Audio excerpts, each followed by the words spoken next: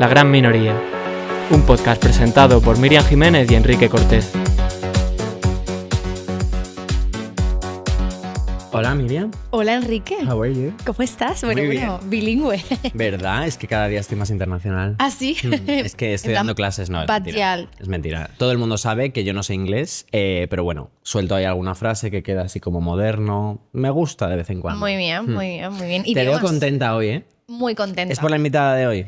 Definitivamente es por la invitada de hoy, por haber traído hoy un tema que teníamos que traer. Que nos ha costado Dios y ayuda, porque llevamos desde que hicimos nuestra primera reunión de contenidos de chicas periodistas, lo teníamos ahí en el ojo del huracán y 100%, por fin va a ocurrir. Por fin. Además, bueno, ya sabéis un poquito de qué va a ir el tema de hoy. Venimos a hablar de una gran minoría que no podía faltar en este podcast, de la población gitana. Uh-huh. Y además, pues bueno, aquí dos payas que tenemos mucho que aprender, mucho que escuchar, mucho que deconstruir y que repensarnos, así que estamos encantados de que haya venido hoy Silvia Agüero. ¿Qué tal? Sin más dilación. Qué bonito, qué bonita presentación, qué modernas sois, por Dios. Pero antes vamos a agradecer este espacio a nuestras amigas de Bizum Help. Gracias a ellas, luego al final de la entrevista vamos a poder tener a una magnífica asociación y ONG, bueno, pues que está en esto del antirracismo también. Y como siempre agradecerles pues que hagan posible este podcast. Ya sabéis que con Bizum Help podéis donar, pues bueno, asociaciones que lo necesitan. Efectivamente. Dicho esto, Silvia, ¿cómo has venido hoy? ¿Cómo están tus vibes? ¿Cómo es esta mañana soleada de casi invierno? Pues la verdad es que muy bien, hace bastante calor para mi gusto, necesito ya el frío tremendo, es bueno para mi piel y no, estoy bien, así con un poquito de ansiedad, es que vivo mis mañanas con un poquito de ansiedad, creo que muchas de nosotras, pero estoy muy bien, muy contenta de estar aquí. Silvia nos ha contado así entre bambalinas que tiene nada más y nada menos que 4 hijos, o sea que lo de la ansiedad, digo yo que es medio casi crónico, ¿no? Normal, sobre todo. Bueno, sí, yo creo que los hijos no me dan ansiedad, creo que lo que me da ansiedad es la vida. La vida de madre, la vida de mujer y la vida en general. Porque... La vida en general, sí. Yo creo que a todas nos da un poquito de ansiedad la vida que vivimos de capitalismo feroz, la vivienda, el trabajo, todas estas cosas. Ya. Totalmente. Bueno, antes de continuar, vamos a presentarte para quien no te conozca. Exacto, ¿quién es Silvia Agüero? Efectivamente. Bueno, pues yo tengo aquí por aquí mi chuleta que me he hecho. Silvia Agüero es una activista feminista y antirracista que lucha por recuperar la memoria del pueblo gitano. Es escritora en revistas como Pícara Magazine, presentadora de programas como Al Lío y actriz de No soy tu gitana, un diálogo teatral y además fundadora de la asociación Pretendemos Gitanizar el Mundo, que luego hablaremos también. Que le estuve cotilleando el otro día y es muy guay, así que todo el mundo a bichearles en Google. Totalmente. Y he estado mirando tu Wikipedia porque, tía, tienes página de Wikipedia. Eso es fuerte, heavy. ¿eh? Mi hijo es muy gracioso, mi hijo de 16 años se lo dice a sus profesores en plan, mi madre está en la Wikipedia. Que sepáis todos a los niños del cole, ¿no? Sí, Tu madre no está en la wiki. Me encanta enorgullecerse de eso. ¿Y cómo se hace todo esto que nos ha contado Miriam con 39 años, Silvia? Bueno, creo que es todo como un poco mentirijilla, o sea, como que todas... Eso es síndrome del impostor, ¿eh? Sí, un poco, pero también creo que hay que contar la realidad de las cosas. Por supuesto que es síndrome de impostora, que tengo muchísimo, pero también es como que todas subimos a las redes cosas que hacemos como muchas cosas, ¿no? Y te da la sensación siempre de que todo el mundo hace muchas cosas y tú no. Joder, qué importante ¿vale? esto. Y en realidad no es así, en realidad es que junto un montón de cosas que voy haciendo en el camino de la vida. O sea, me dicen, ¿cómo puedes tener 4 hijos y hacer todo esto, no? Que es la gran pregunta. Pues es que tengo un marido funcional porque me casé con un señor. Entonces es que, bastante... que parece que no es siempre lo habitual, ¿no? Total. O sea, no estoy muy orgullosa de esto, pero en plan que creo que es bastante funcional y como que, bueno, pues en un momento de mi vida decidí, tú crías y yo me voy por ahí, y en otro momento de mi vida yo crié y él estaba por ahí, ¿no? Pues ahora me toca a mí. Compartir la crianza, ¿no? Que Sí, no es nada, ya son mayores. No parece nada tan raro. Corresponsabilidad. ¿Cuántos años tienen ya? Uno tiene 25, 16, o sea, perdón, 17, 16 y 8. Ah, bueno, o sea que están, salvo el de 8 están ya medio volando, ¿no? Sí, totalmente, totalmente. Pues en esta página de Wikipedia pone que naciste en el seno de una familia paya de ideología antigitana. Y claro, yo leí esto y dije, necesito que nos lo explique. Bueno, eso lo puse porque me gusta mucho lo que dice Donna Haraway, la profesora, del conocimiento situado, ¿no? De qué es lo que hacemos, desde dónde lo hacemos. No es lo mismo yo qué sé, un ginecólogo que te cuente los dolores del parto que una mujer que haya parido y que sea ginecóloga. No es lo mismo. Entonces, lo puse primero para no engañar, porque soy mestiza, o sea, mi madre es paya, mi padre es gitano y fui adoptada de pequeñita. Entonces, bueno, siempre lo cuento para decir eso, pero más que para contar mi historia personal, para llevarlo a la estructuralidad de la movida antigitana, que todo el mundo lo sufre, incluso si eres adoptada, ¿no? Y te adopta una familia paya o blanca, y cómo se sufre el antigitanismo desde ahí, que es bastante duro, ¿no? Pero más allá de regodearme en mi historia, sino para llevarlo a la cuestión estructural, ¿no? Muy interesante este punto, la verdad. Lo hablamos el otro día, que importante es el contexto de quién eres para hablar de o para una determinada 100%. lucha. Y hablando un poco de quién eres, queríamos preguntarte también de qué opresión fuiste consciente antes, de ser mujer, de ser gitana, ¿cuál te llegó antes? Pues de ser gitana, seguro. Porque desde pequeñita te dicen comentarios que son muy heavies, que los he vivido con mis hijas también, ¿no? ¿Dónde te criaste, Silvia? En Vallecas. Ah, vale. En Vallecas, sí. Viva Vallecas. ¡Viva Vallecas! Claro que sí. El orgullo vallecano Total. me lleva siempre a todo absolutamente.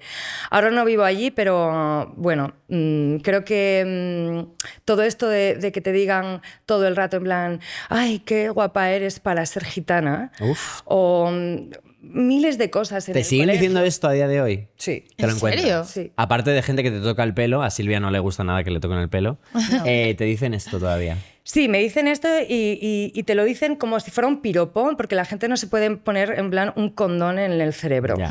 Entonces, Y otro en la boca también, ¿no? Ya de paso. pero es fruto de ese exotismo que lleva 600 años en este país, como si fuéramos, o sea, no sé, en programas como Palabra de Gitano, ¿os acordáis de esto? Sí. El inicio de Palabra de Gitano era: están entre nosotros, viven 600 años aquí, pero no los conocemos. Es muy fuerte, como alienígenas, Ya ¿no? ves. Tenemos una preguntita por ahí que va en ese sentido, ¿verdad? Total. Entonces, la de ser gitana, ¿no? Absolutamente. O sea, ser gitana condiciona mi vida, condiciona mi futuro, condiciona mi economía, condiciona mi forma de estar en el mundo, condiciona mi sociabilización, que es creo que lo más importante que me eso pasa. te iba a decir, sí. Porque yo soy una persona súper sociable. Y me molesta un poco que, en plan, mis amigas están súper gitanizadas, y he de decir que mis amigas son mi familia, o sea, son mis hermanas, como que no entiendan eso y me hagan como preguntas antigitanas todo el rato. Entonces, a mí me duele y dejo de socializar, y qué mierda que tenga que dejar de socializar siendo una persona tan sociable, porque siempre me van a hacer daño. Silvia, ¿nos puedes poner un ejemplo de lo que nos estás contando ahora mismo para que la gente lo comprenda? O sea, yo estoy de cañas un día con mis amigas en Lavapiés, que es donde vivo con ellas, Sí. y de repente los de al lado están hablando con nosotras, en plan ligando o lo que sea, y de repente alguien el otro día pues me dijo como: ¡ah, qué guapa eres! ¿Te puedo tocar el pelo? Y yo, que estaba harta, le dije: no me toques el pelo. Y el otro seguía como: es que es muy bonito. Y yo: que no me toques el pelo, ¿sabes? Y como que mi amiga Tamara tuvo que hacer en plan: que no la toques, ¿sabes? Ya. Porque es como muy molesto, y como siempre estar en un contexto de cañas y que te pregunten todo el rato, en plan: ¿ah, sí? Y bueno, ¿cómo se ha tomado tu familia que seas feminista? No sé, tía, ¿cómo se lo ha tomado la tuya? ¿Sabes? Ya. No podemos hablar de que me ¿Por qué encantan los tratas diferente? videojuegos. Sí, básicamente. Porque a otra persona le preguntarías, pues... ¿Te gusta el cine? Sí. Y ya. Eso es, y hablarías de otras cosas mucho más importantes, porque a lo mejor tenemos más en común que la cuestión gitana que a ti te parece sotizante, ¿sabes? Ya. Ya, totalmente. Porque a la gente le... Perdona, mira. Sí, un no te segundo. preocupes. Porque a la gente le importa tanto... ¿Por qué nos importa tanto? Voy a hablar en plural porque parece que me saco del saco y no. ¿Por qué nos importa tanto el origen de la gente? ¿No? Debería ser como una cosa bastante más banal. y estés racializado o no, es como que se pregunta mucho por el origen. ¿De dónde eres? Quiero decir, de Vallecas, ¿pero de dónde? ¿pero de dónde? Es que hasta a mí me preguntan muchas veces, ¿eres de Madrid? ¿Pero de dónde? Me hacen esta pregunta un montón de veces y siempre pienso, siempre les digo, ¿pero a qué te refieres? ¿Que dónde vivían mis padres o que dónde vivo yo? En plan, ¿qué me estás preguntando? Ya. ¿Que de qué barrio soy? ¿Quieres saber mi clase social? ¿O de qué va esto? No, es que me han llegado a preguntar que a qué colegio iba. ¿Qué? Y yo, ¿pero estás de broma? La gente hace esto. Total. Pues no me quiero imaginar si tienes Y si unos encima eres una rasgos- persona racializada, pues a más a más. Totalmente. Pariendo me pasó. Pariendo creo que fue el momento más heavy de mi vida. Estaba pariendo a Carmen Manuela, mi última niña que tenía 8 años. Oye, y qué entonces- guay el nombre, por favor. Carmen Manuela, me Carmen encanta. Manuela Jiménez Agüero. ¡Qué poder! Sí, es poderío total. Va a ser o abogada o bailaora. Te iba a decir, va a ser bailadora. O abogada también. Total. imagínate. Total. Pues pariendo estaba como entre contracción y contracción. La matrona me preguntaba, ¿pero dónde eres? Y yo, de aquí. ¿Pero de aquí de Alicante? Y yo, no, de aquí de España. Y sí, pero no parece, porque sois muy morenos. ¿De dónde sois? Y nosotros, no, es que somos de aquí. Y como, pero entre contracción y contracción. Y al final era, es que somos gitanos. Ah, pues no parecéis, ¿eh?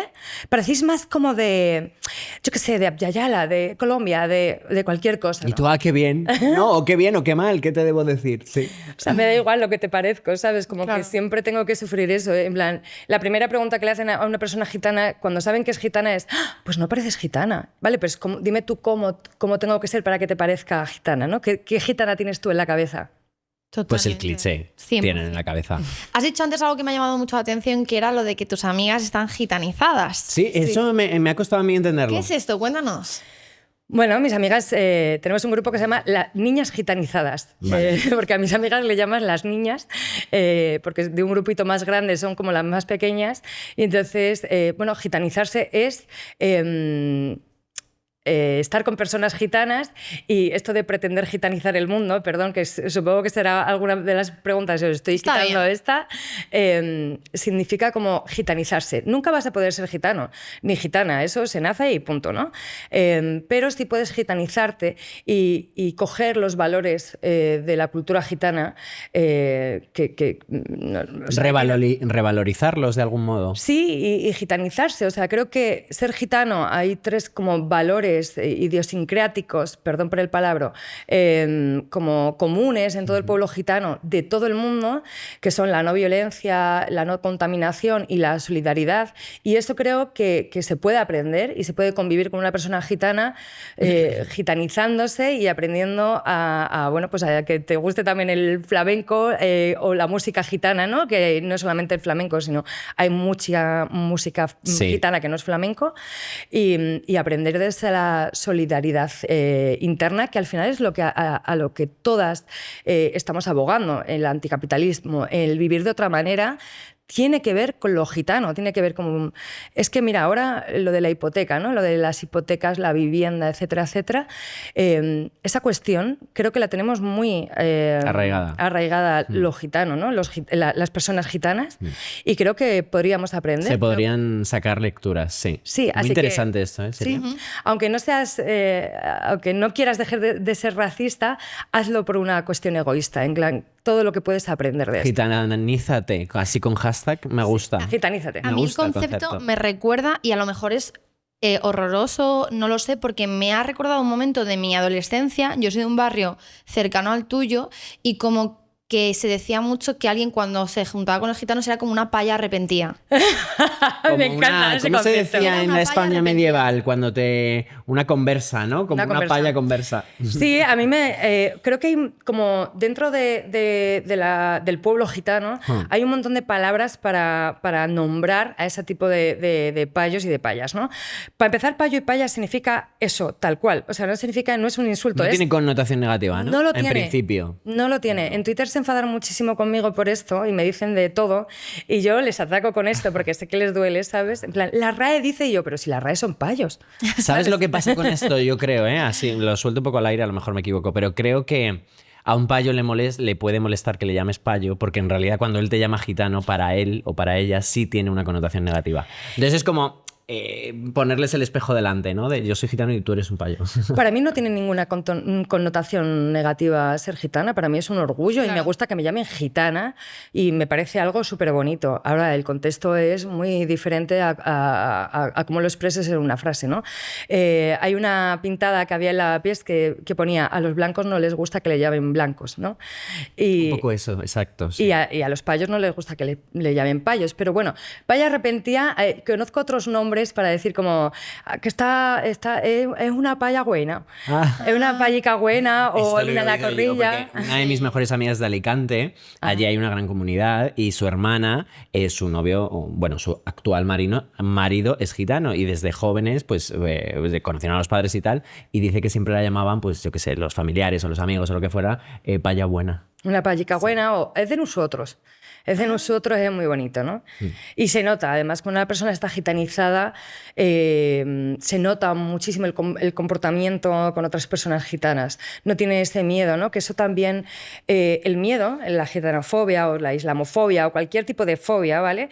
Tiene que ver con que de repente tú sientes un miedo real y eso es real. Sí, o sea, que entiendo ese miedo real a las personas gitanas o a otras personas que sean totalmente diferentes, lo entiendo. Entonces, en ese momento que tú sientes miedo, te pones una armadura y una espada y haces daño por tu miedo, no porque sea un miedo real, porque para ti es real, pero en realidad no lo es. Pero es muy importante en la lucha, ¿no?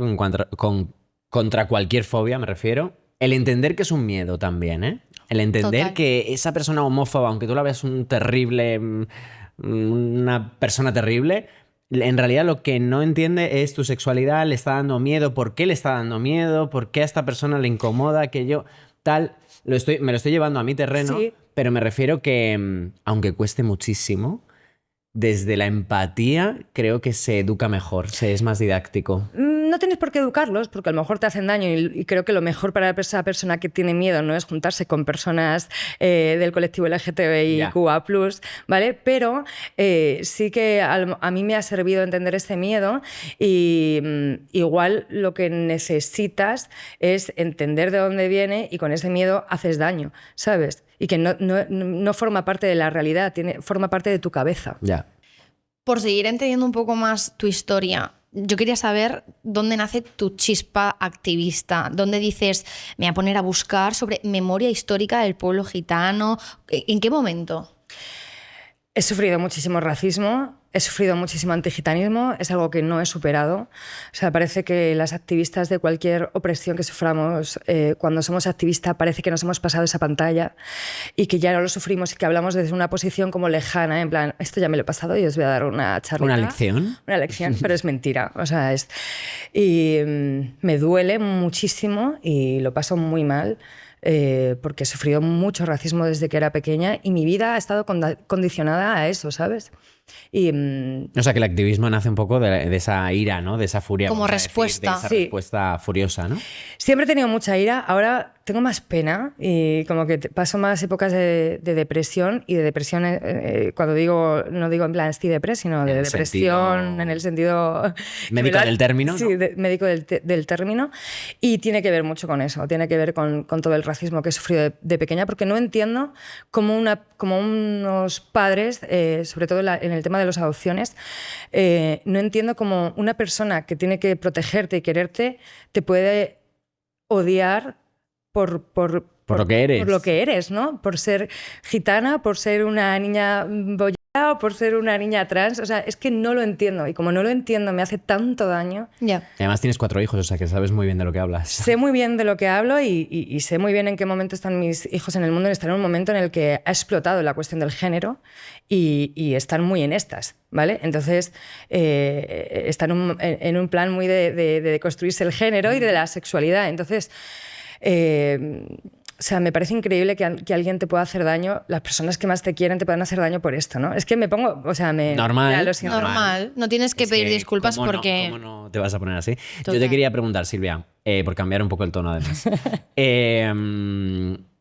Tenemos la sensación, porque lo hemos estado hablando antes de hecho, de que la lucha de los gitanos parece que siempre va en último lugar. Como que dentro de lo que podemos llamar el movimiento antirracista parece que que estáis los últimos o las últimas. Y realmente Puede ser una ser sensación, que ¿eh? sois Lo sé, quienes pero- antes habéis llegado, ¿no? Y parece como que todavía es la cuestión pendiente dentro de incluso del movimiento antirracista. O sea, sin hacer una competición olímpica sobre las opresiones, porque no es ni siquiera como mi intención, sí que yo también tengo la misma sensación.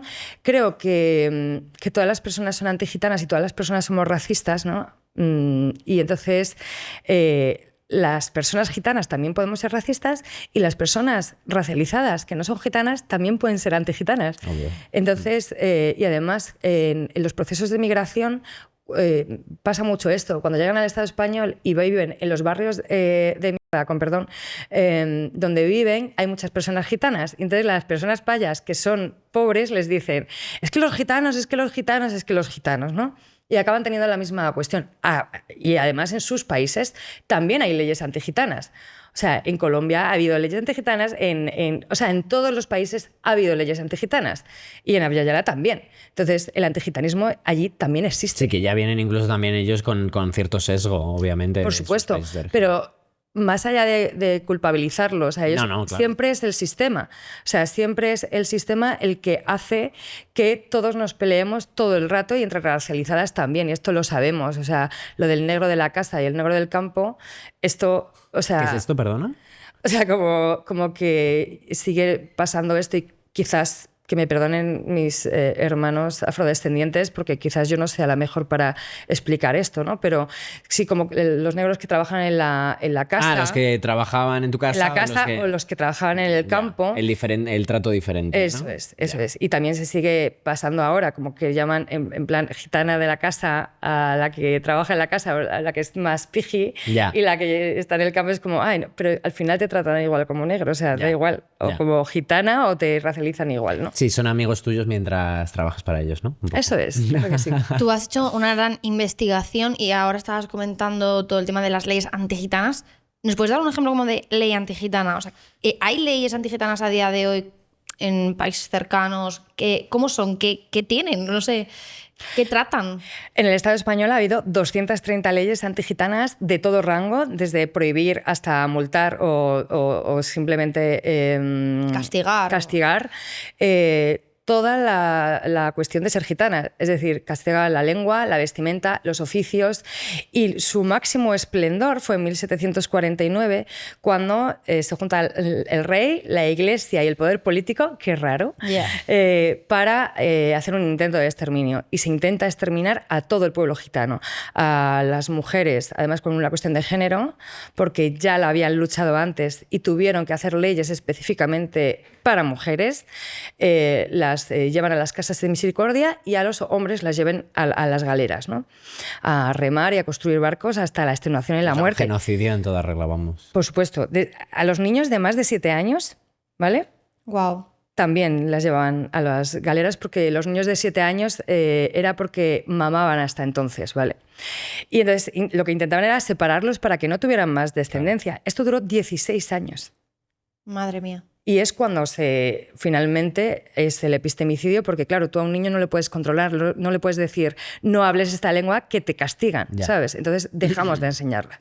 Y desde ahí todo ha ido mal. O sea, todos los guetos que están formados en todo el Estado español, y todo el mundo sabemos dónde están, porque todo el mundo sabemos dónde viven los gitanos, en un pueblo, en una ciudad, en plan, aquí en Vallecas, en El Pozo o en Entrevías, ¿no?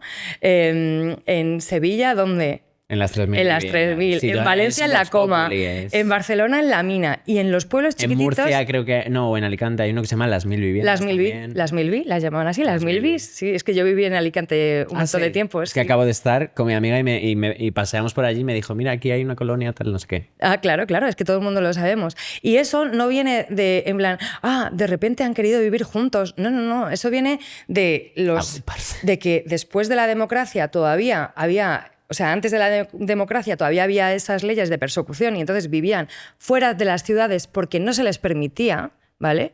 Y a ver esos realojos que los han hecho, como en Triana, por ejemplo, ¿no? Lo que pasó en Triana, hay un documental que se llama Triana pura y pura, que os lo recomiendo, que explica todo esto. Echaron a los gitanos de donde vivían ellos y tenían una forma, tenían hasta una escuela, ¿vale? Donde enseñaban a los niños y los realojan a unos pisos que son de malas calidades, donde los servicios de limpieza no pasan habitualmente y entonces de repente se destroza toda la calle, siempre está sucio y dicen, no, es que mira qué sucios son, mira, es que lo destrozan, les dan piso y los destrozan. No, cariño, es que esos pisos nunca los rehabilitan, los dejan morir y vuelvan a gentrificar. En Lavapiés ha pasado, Lavapiés era un barrio gitano. Y yo tengo una pregunta aquí, voy a pecar de ignorante, pero la tengo que hacer. Y es, cuando se realoja un barrio gitano, o sea,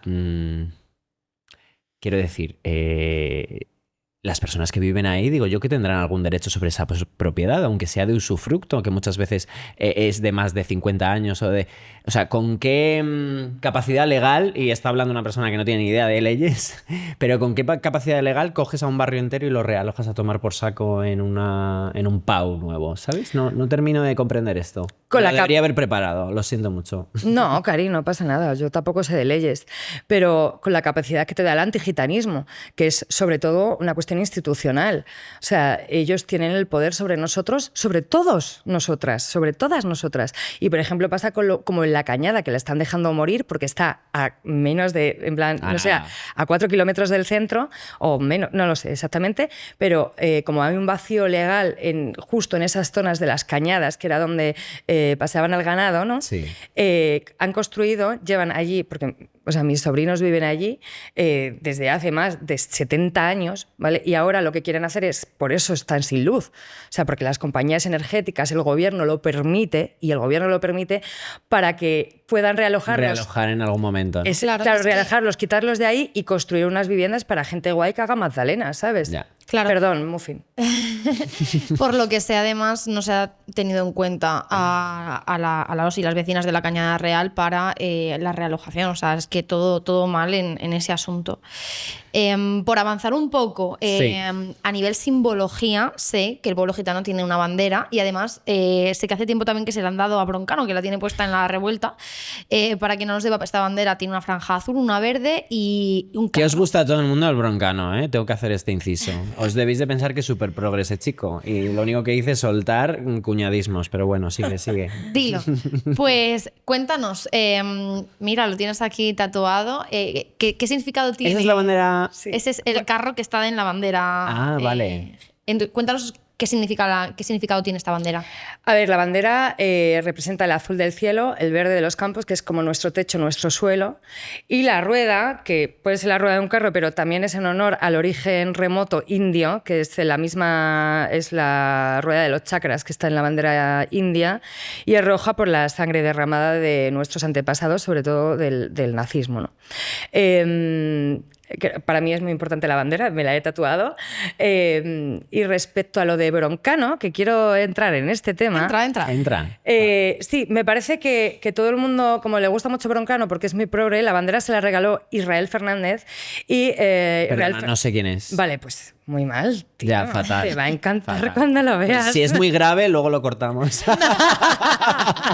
No, tienes que escuchar a Israel Fernández, es un fenómeno, creo que está cantando que flipas, además como que es muy moderno y está como con su compañía, está como haciendo mucho auge en esta cosa indie, ¿sabes? Vale, pero él es un cantador o qué? Sí. Vale. Y entonces le han invitado varias veces Broncano y le llevó la bandera. Vale. Pero... Sí, estoy de acuerdo contigo que está un poco cuñado, pero a mí me encantaría ir a la revuelta para explicarle a Broncano un par de cosas sobre el pueblo gitano, porque estoy un poco harta de que tenga allí la bandera gitana todo el rato y nadie le haya explicado realmente lo que significa esa bandera, y me gustaría que la tuviera con orgullo y que hiciera un programa sobre esto.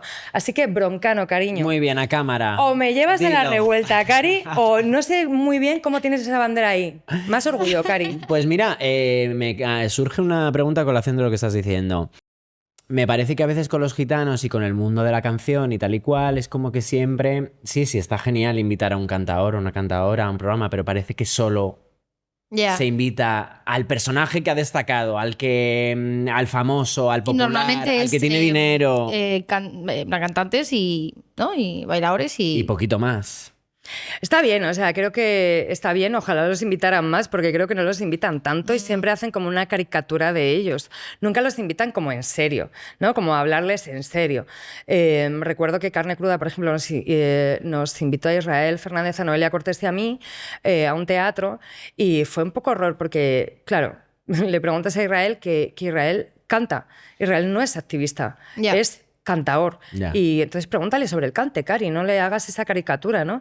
En un programa que creo que bueno, porque a mí me gusta y que sigo, ¿no? A Javier. Pero creo que les deberían de invitar más, mucho más, y hablar mucho más que se habla de Rosalía. Y que, bueno, creo que es un buen... Pero ¿y no crees que sería un buen ejercicio invitar a gente que no solo hablara de arte, sino que se invitara, no sé, a una... ¿Activista? Ama de casa. Abogada, yo qué sé. A una ingeniera, no sé. Bueno, sí, Quiero decir, a gente que no solo tenga que tener una posición como tan de poder, como tiene un cantante famoso, no sé si me explico. Sí, bueno, de hecho Broncano lo hace con otra gente, pero no lo hace con el tema gitano. Al tema gitano solamente invita a cantadores o a gente que hace como caricatura. Sí, esto es lo de el refuerzo positivo de no sé qué. Bueno, pues yo no he estudiado, soy ama de casa, tengo 4 hijos, no sé qué. O sea, como es que a lo mejor aprendías más de los gitanos si invitas a una persona que te pueda hablar de una vida más normal, ¿no? Y no a Lola Flores, que él está genial, nos divierte a todos, pero esa señora es rica, tiene una posición de poder, seguramente no comparte buena parte de los elementos negativos de lo que significa tener una lucha antirracista, no sé. O sea, creo que... ¿Has dicho Lola Flores o has dicho Alba Flores? He dicho Lola Flores sabiendo que no es gitana, ¿eh? Pero, vale, ok. Pero digo, que no invites a la cantadora famosa o al cantador famoso. Sí, lo entiendo. O sea, que creo que pasa mucho esto, pero pasa incluso que nos lo han vendido en el feminismo también. Ya. Lo de, ¿quién es para ti tu referente? Tu referente. Y dices, Marie Curie, no sé quién. Y es como, mira, esas payas me quedaban muy lejos a mí, ¿sabes? O sea, yo me he visto reflejada en mi abuela. Creo que ahora lo estamos haciendo esto, ¿no? En plan, mi abuela, mi madre, mis tías...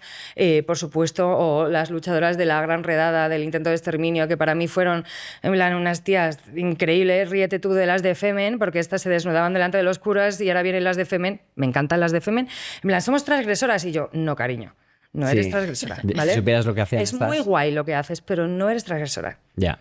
Has hablado de feminismo, has hablado de Noelia Cortés, que nos encanta, y ella en La higuera de las gitanas habla justo de esto, de cómo ella no encontraba referentes dentro del feminismo o leía feministas y decía, pero ¿dónde están las gitanas? También de hecho has nombrado a Rosalía, que es bueno, otro de los nombres que sale dentro de este libro.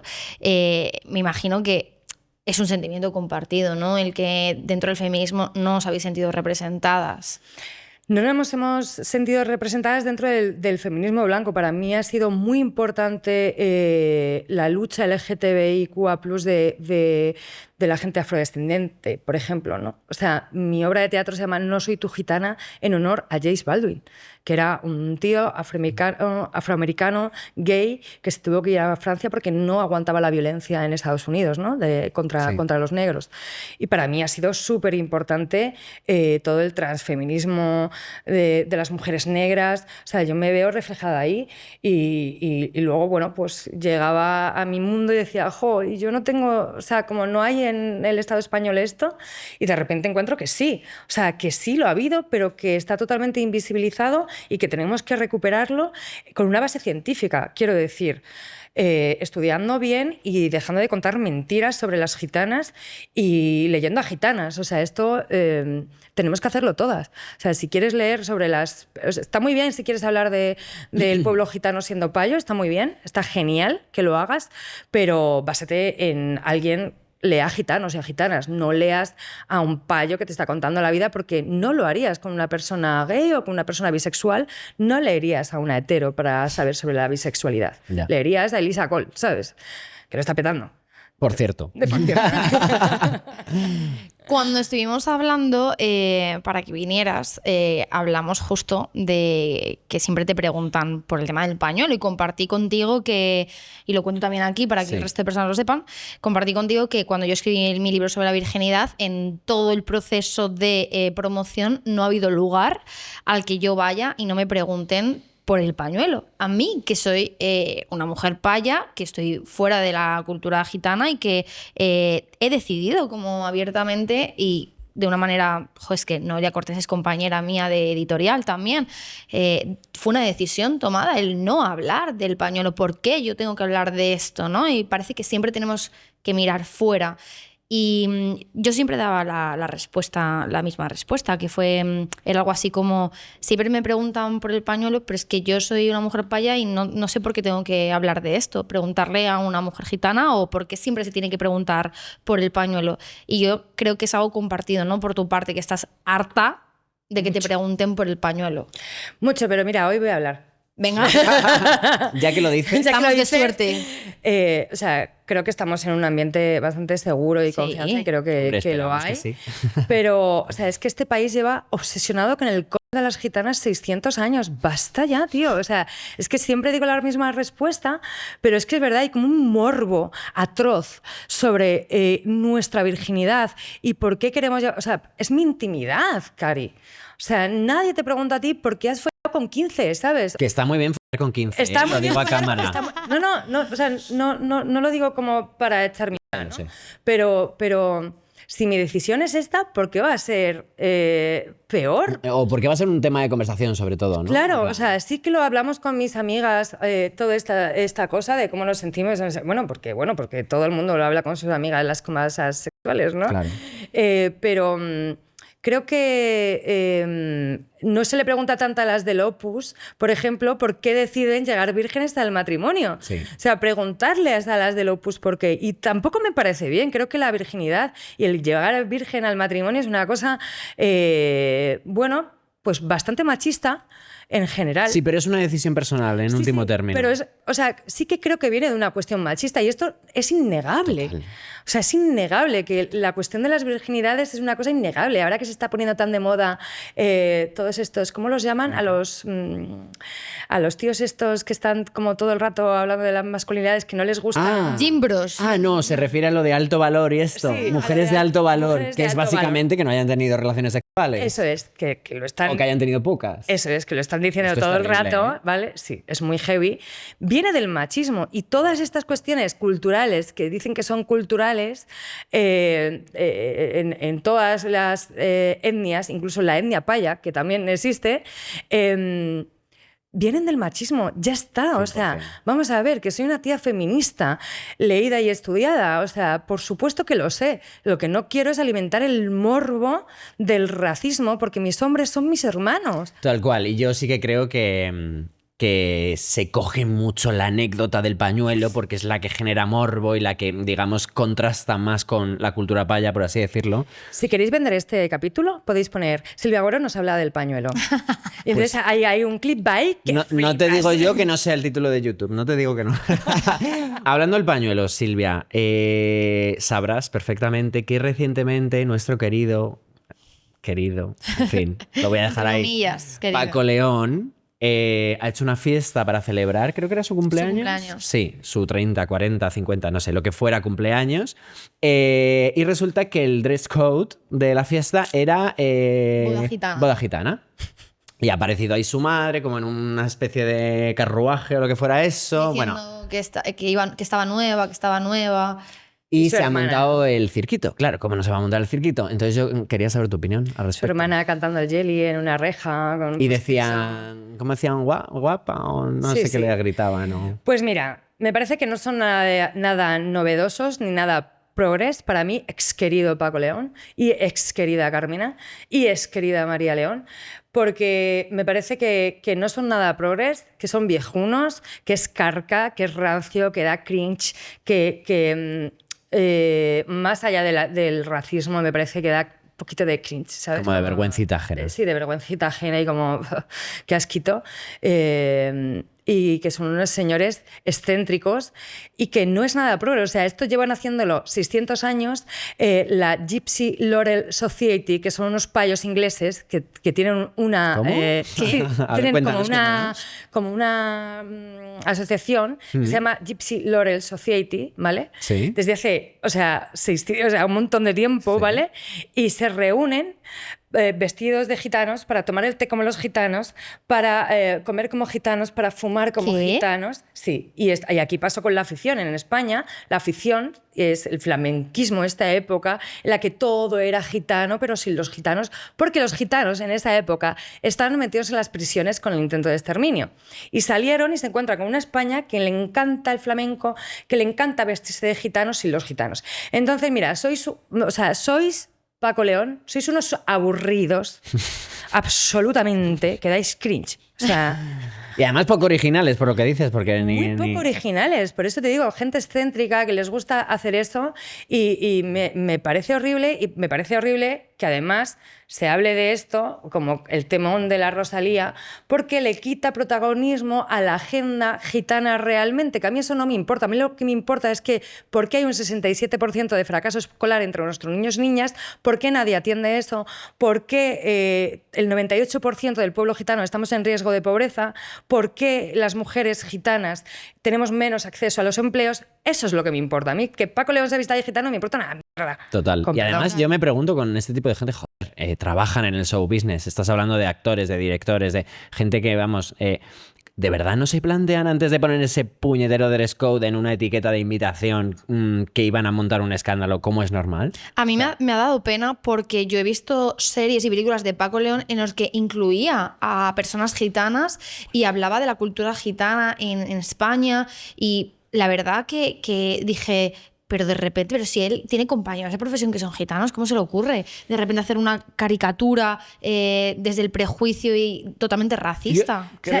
Sin pretender hacer sangre, yo creo que simplemente es la muestra de que todos y todas en algún momento tenemos contradicciones, en algún momento la cagamos, y que también tenemos que estar el resto ahí, los que sean o las que sean, para señalarlo. Quiero decir que... tratando de ser empático, lo veo una buena muestra de que nos queda mucha lucha. Yo voy a seguir viendo las películas de Carmina porque me parecen alucinantes y me parecen preciosas y maravillosas. Pero hay que separar el autor de la obra. Sí, totalmente. Pero, por supuesto, porque es que siempre lo hacemos, o sea, ya está, vivo en este mundo. Pero también creo que eso, que me da un poco igual lo que haga su fiesta, ¿sabes? Como que no me importa. Quiero decir que no creo que... Creo que la cuestión es por qué es tan mediático, ¿sabes? Y por qué nos importa tanto esto y por qué nos da tanto morbo esto, y cómo ha sido como una sonda lanzada para las activistas. Entonces, bueno, pues creo que hay que aprovecharla, y que si te preguntan sobre esto, pues llévalo a tu terreno, ¿sabes? Totalmente. Pues Silvia, nos encantó esta entrevista, la verdad. Ha sido increíble. Ha sido increíble. Para mí también. Es que muchísimas gracias por venir, porque creo que hemos aprendido muchísimo, que se necesita escuchar más a las personas gitanas y que tu voz es increíble. A vosotras, me ha encantado estar aquí. De verdad. Cuida de esos 4 hijos que están ya volando. Os lo mandaré. Que tienes a uno en Canadá, nos has contado, y otros que a lo mejor se te van más lejos. Ojalá, de verdad. Tienes ganas. Que se vayan. Basta ya, ¿no? Basta. O sea, yo ya... Además, me encanta tener 39 años y en un par de añitos yo estar... Y mis amigas estar teniendo hijos, y yo, a ver, creo que os habéis planteado la vida mal. Creo que no os dais cuenta que luego a los 50... Gracias, sois estupendas, me encantáis, me gustáis muchísimo. Gracias pues a ti, es Silvia. mutuo. Bueno, pues yo creo que ya es el momento que estábamos esperando. Ya sabéis, chicas, chicos, que en cada episodio tenemos a una ONG, a una asociación, a una fundación, gracias a Bizum Help, que, como bien sabéis ya, porque os lo contamos todos los días, todas las semanas, pues unen a personas que quieren ayudar con causas que lo necesitan. Y, a ver, Miriam, cuéntanos, ¿quién ha venido hoy a divertirse a la gran minoría? Pues hoy nos acompaña en la gran minoría Elena Méndez, especialista en temas de discriminación racial en CEAR, la Comisión Española de Ayuda al Refugiado. Bienvenida.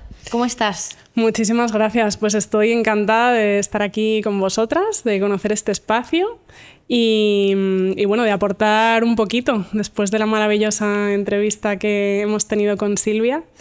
Llevábamos tiempo queriendo invitaros, Elena, y creíamos que esta era una buena ocasión un poco por eso, ¿no? Hemos hablado de antigitanismo y ahora nos parece una buena idea, pues de repente como ampliar el foco y tratar contigo pues otros temas referentes a antirracismo. Cuéntanos así, grosso modo, a grandes rasgos, ¿en qué trabaja el CEAR? ¿Qué hacéis desde el CEAR? Así, en un minuto.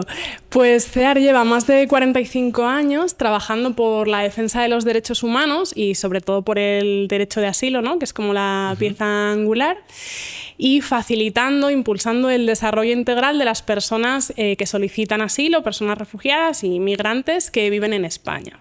Tuvimos en un episodio en la segunda temporada, si no me equivoco, sí, a Tess Sidi. Con ella pudimos hablar un poco del tema de los refugiados y tal. ¿En qué condiciones llega una persona refugiada a España y de qué forma un poco les ayudáis? Pues digamos que lo principal que define a una persona refugiada o solicitante de protección internacional es que tiene que huir de su país, del país en el que ha nacido, de manera imprevista, sin poderlo preparar, porque su vida corre peligro, ¿no? Así en grandes rasgos. Puede ser por un conflicto bélico, puede ser porque le persigan por alguna condición, como pueda ser orientación sexual e identidad de género, por el hecho de ser mujer, por pertenecer a una minoría étnica o incluso, por ejemplo, por ejercer una profesión como ser periodista, que en determinados países está muy perseguido, ¿no? Entonces, lo que define principalmente es eso, es una persona que no ha podido preparar su vida, que no lo ha elegido, ¿no? Que no ha elegido tener que salir de su país, ni siquiera ha elegido llegar a España. A veces es porque es el país al que es más fácil llegar en ese momento. Entendemos y doy por hecho que no faltan los ejemplos actualmente, ¿no? ¿Cuáles serían los principales conflictos que hay ahora mismo o países emisores, por así decirlo? No, claro, los ejemplos no faltan. De hecho, bueno, hay más de 100 millones de personas en el mundo ahora mismo, se calcula, desplazadas, ¿no? Que han tenido que huir de su Es una barbaridad. Sí, es la mayor cifra que existe después del éxodo de la Segunda Guerra Mundial, pero una de las cifras también importante y quizá más desconocida es que apenas el 20% consiguen llegar a Europa. El resto, claro que han salido de su hogar, pero se quedan en el propio país o como mucho cruzan a países fronterizos que en su mayor parte están en una situación parecida, ¿no? No tienen recursos ni capacidad para atenderlos. Realmente que lleguen al llamado primer mundo, ¿no? A España, a Europa, son menos del 20%. Es como la apreciada meta, pero que en realidad llega a la menor parte, ¿no? Efectivamente. Total. Y cuando llegan aquí, ¿qué se encuentran? Y cuando llegan Porque aquí... parece que llegas a Europa, la tierra prometida, pero ¿qué pasa cuando llegan aquí? Efectivamente. Y cuando llegan aquí, ¿qué se encuentran? Pues nos gusta mucho también hablar de esto, que también es bastante desconocido, porque la idea que se tiene de Europa, desgraciadamente, es un territorio que defiende, que protege los derechos humanos, en el que hay igualdad de trato, y muchas de estas personas cuando llegan se encuentran discriminación, se encuentran racismo, se encuentran exclusión, se encuentran agresiones, y algunas de ellas nos decían, ¿no? Cuando les preguntas, esto casi nos duele más o tiene más impacto, porque como que en mi país ya esperaba que me iba a pasar eso, ¿no? Pero después de jugarme la vida y de dejar todo, llego aquí. Claro. Y me encuentro con eso. Las psicólogas que trabajan en CEAR nos dicen a veces tienen un retroceso en su salud mental muy fuerte, porque es algo que no te esperas, ¿no? Como que Europa me ha fallado. Sí, tiene que ser devastador. Claro, yo vengo supuestamente de lo que consideráis un estado fallido y llego a Europa y me ha fallado. Claro. ¿Y en qué proyectos estáis ahora mismo en CEAR? CEAR tiene como dos líneas principales. Hay una línea que es como la que se llama de intervención directa con las personas. Entonces se hace esa primera acogida con las personas que llegan, ¿no? O hay una orientación jurídica, hay un asesoramiento psicológico, como os estaba contando. Obviamente hay un cubrir las necesidades básicas de alojamiento, de manutención, alimentación, etcétera. Claro, de orientación mínima de a dónde has llegado, porque no todo el mundo tiene por qué saberlo, de conocimiento del idioma. Hay muchas personas que vienen de América Latina y entonces ahí tenemos la lengua hermana Por común. lo menos es una batallita, ¿no? Ganada. Eso facilita, pero otras muchas no. Entonces hay todo ese trabajo de atención directa que siempre digamos, el foco, ¿no? La meta es la inclusión y la autonomía dentro del país al que has llegado, que es España, ¿no? Entonces hay un apoyo a la búsqueda de vivienda, apoyo a la inclusión laboral, apoyo a la inclusión educativa, y os podéis imaginar lo que nos pasa ahí, ¿no? Ya. Barreras por todas partes. Barreras por todas partes. ¿Apreciáis un repunte del racismo en los últimos años? Sé que es una pregunta un tanto demasiado genérica, pero ¿crees que vamos por mal camino? No es nada genérica. Esa es, digamos, la otra línea de trabajo de CEAR, ¿no? Si una es el trabajo con las personas directamente como implicadas, la otra es el trabajo con la sociedad y con las instituciones. Y desde ahí se hace investigación y encontramos efectivamente un repunte, tanto los organismos europeos como los organismos nacionales. Así, por dar dos datos muy básicos, sí. La Oficina Nacional de Delitos de Odio nos dice que el primer motivo por el que se comete un delito de odio en España es el racismo y la xenofobia. Wow. Por delante de otros motivos, sí. Como puede ser la orientación sexual o identidad de género, etc. Esto no es una competición, no es una olimpiada de discriminación, pero como bueno, decía ahí Amanda, está. que nos dijo Amanda en un episodio, la frase era, es que me encantó, las luchas no compiten, sí, decía. Efectivamente. Y ha crecido como un 17% con respecto al año pasado, un 40% con respecto al anterior. Wow. O sea, sí, estamos en un incremento. Nosotros tenemos un proyecto de atención directa a personas que han sufrido discriminación, racismo o que lo han presenciado, que también se puede denunciar como testigo, y se nos ha multiplicado por 3 en 2023 los casos que acuden. O sea que sí, evidentemente hay un repunte. O sea, efectivamente lo que estamos viendo en la prensa, hablando en las conversaciones, está viéndose reflejado también, ¿no? En los datos, que es una cuestión estructural que está creciendo, que tiene mucha relación también con la crisis que estamos viviendo, ¿no? Bueno, tiene que ver con la crisis y tiene que ver también con cómo lo presentamos, ¿no? Porque de qué manera presentas como representante institucional, como político esa crisis, cómo presentas eso desde los medios de comunicación. Se puede hablar de migración o de población gitana de una manera y se puede hablar de otra, como lo estamos haciendo hoy aquí. Entonces, ahí hay mucha responsabilidad. Al final, la realidad no es una.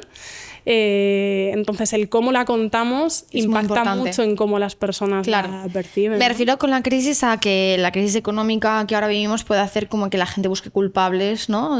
Donde no los hay. Totalmente. El conocido chivo expiatorio, ¿no? A eso me refería un poco con la crisis. Sí, de no consigo un buen trabajo, tal, pues es que me lo están robando.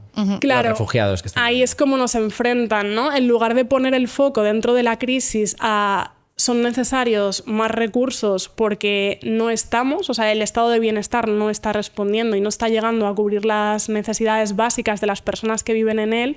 En lugar de poner el foco en la responsabilidad, ¿no?, de las instituciones, ponemos el foco en quienes lo necesitan. Claro. Y jugamos, en lugar de hay un pastel, ¿no?, pues solo queda un trocito y nos lo tenemos que repartir. No, es que ¿quién ha dicho que solo quede ese trocito, ¿no? ¿Quién elabora los presupuestos europeos, los presupuestos nacionales? En fin, Totalmente. ahí hay mucho que decir. ¿Y qué podemos hacer para concienciarnos más? Uy, perdón. Pues mira, lo primero que podemos Nos damos por debajo de la mesa. Nos acabamos de dar una patada. Lo primero que podemos hacer es lo que estamos haciendo hoy, que es informarnos. Divulgar, ¿no?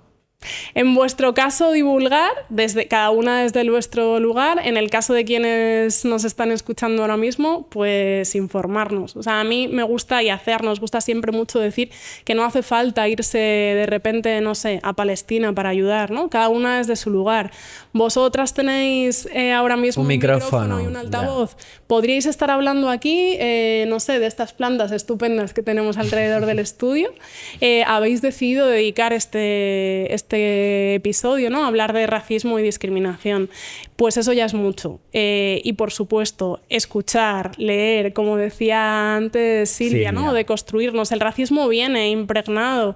Hemos crecido con eso. Entonces, reconocer, no pasa nada por reconocer esos miedos, esas emociones incómodas. Desde que las reconozcamos, las podemos trabajar. Totalmente. Creo que a veces, no sé si os pasa, pero yo siento que a veces los discursos son tan horribles que se nos olvida algo tan básico como, oye, que son personas. Porque se han deshumanizado tanto. Lo veo sobre todo con las personas migrantes, con los refugiados, etcétera, que a veces creo que la respuesta, lo que nos decía Alan el otro día, de buscar una idea más potente, a veces la respuesta simplemente es, escúchame, que son personas. Que estás hablando de seres humanos. Efectivamente. Es como cuando hablamos de Palestina, ¿no? Por desgracia que no paramos de hablar de Palestina.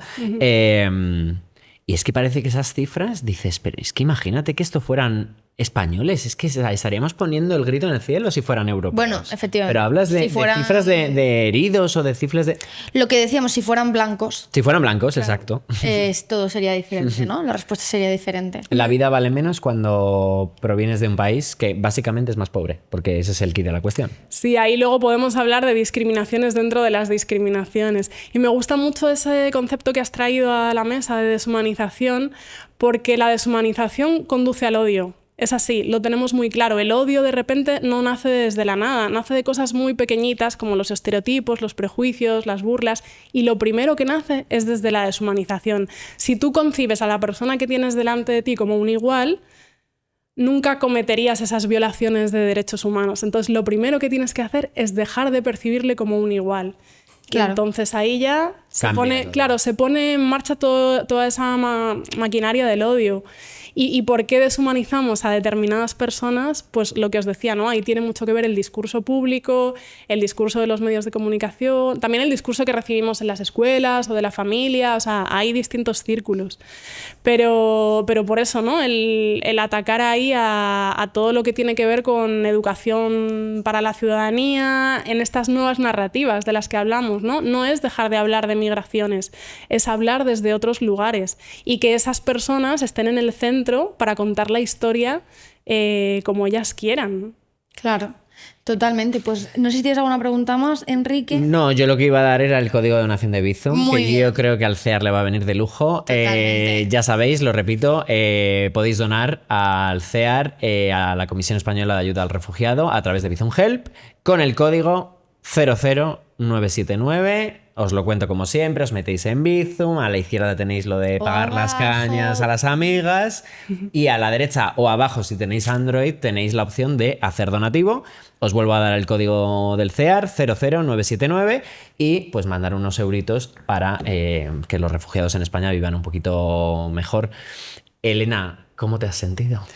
Pues me he sentido fenomenal, me ha encantado este espacio, compartirlo con vosotras, conocerlo, que no os conocía, el espacio también de poder escuchar a Silvia, que es alguien a quien sigo desde hace tiempo. Y otra cosa que podemos hacer es ir a ver el espectáculo de Silvia. Por ejemplo, 100%. que es esa labor un poco de concienciación, ¿no? De la que hablábamos, que se puede hacer desde el arte o desde las disciplinas artísticas en general. Vamos. Y en Hemos hecho junio os justo- invitaremos a un espectáculo en Matadero de Madrid que están haciendo, en el que participan personas migrantes y refugiadas, en el que deciden cómo cuentan, por qué cuentan, desde la danza y el movimiento, dirigido por Javier Vaquero y por Marina Santo. Muy interesante. Qué bien, Pues qué qué bien. bien. Pues estaremos pendientes de Qué bien, ello. porque esto es algo de lo que se habla mucho en círculos Totalmente. artísticos, que es también ahí, no solo en círculos de activismo, de divulgación o de periodismo de comunicación, que siempre se dice poner a las personas en el centro, sino también en el arte falta muchas veces representación. Ahí, claro, no desde la exotización y desde cubro el cupo, Sí, sino... desde el cumpleaños gitano de Paco León. Paco León. Claro, abrimos este espacio y ¿qué queréis contar? Eso. Pues, Pues- genial, hemos dado además 2 recomendaciones más que las repetimos para que nuestros y nuestras oyentes puedan consumir ese contenido, que es el espectáculo de Silvia, el diálogo teatral No soy tu gitana y La higuera de las gitanas de Noelia Cortés, que es un libro maravilloso, súper interesante. Recomendación lectora de Miriam, que es una chica muy... Yo no os recomiendo nada porque como no leo, pues nada. Bueno, yo creo que hasta aquí hemos llegado. Hasta aquí hemos Muchísimas llegado. gracias, Elena. Gracias a y vosotras. un Nos besito. vemos la próxima semana. Chao.